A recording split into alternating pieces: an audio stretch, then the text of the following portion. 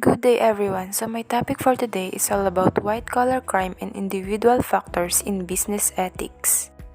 What is white collar crime?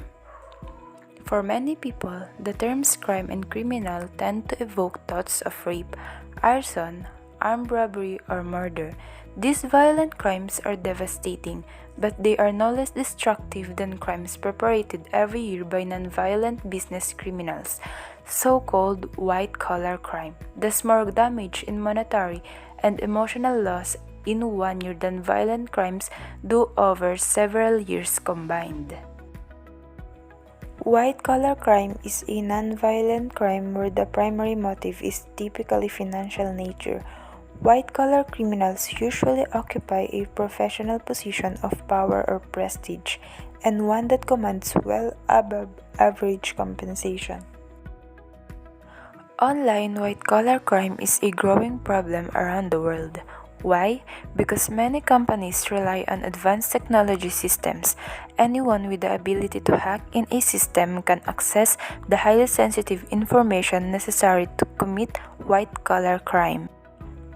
There are top 5 reported internet crimes or common online white-collar crimes. The first one is the overpayment fraud.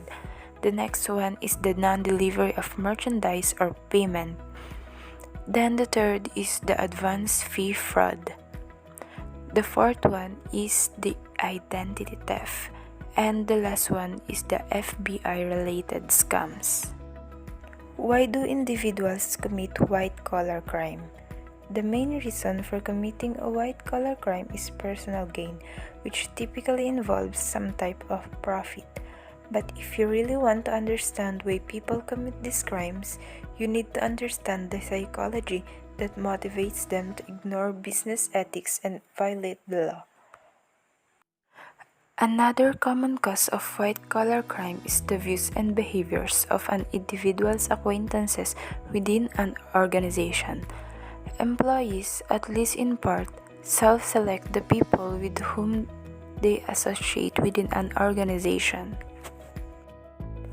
There are some common justifications for white-collar crime. The first one is the denial of responsibility. Everyone can, with varying degree of possibility, point the finger at someone else. Second, denial of injury. White-collar criminals often never meet or interact with those who are harmed by their actions. Third, the denial of the victim. The offender is playing tit for tat and claims to be responding to a prior offense inflicted by the supposed victim. Fourth, the condemnation of the condemners. The criminal argues that it is unfair for them to be blamed for the crime and that they are being persecuted or punished out of spite. Executive dispute the legitimacy of the laws under which they are charged, or impugn the motives of the prosecutors who enforce them. Fifth, appeal to a higher authority. "I did it for my family," quoted, remains a popular excuse. Next, everyone else is doing it. Because of the highly competitive marketplace, certain pressures exist to perform that may drive people to break the law. The last one is the entitlement. Criminals simply deny the authority of the laws they have broken.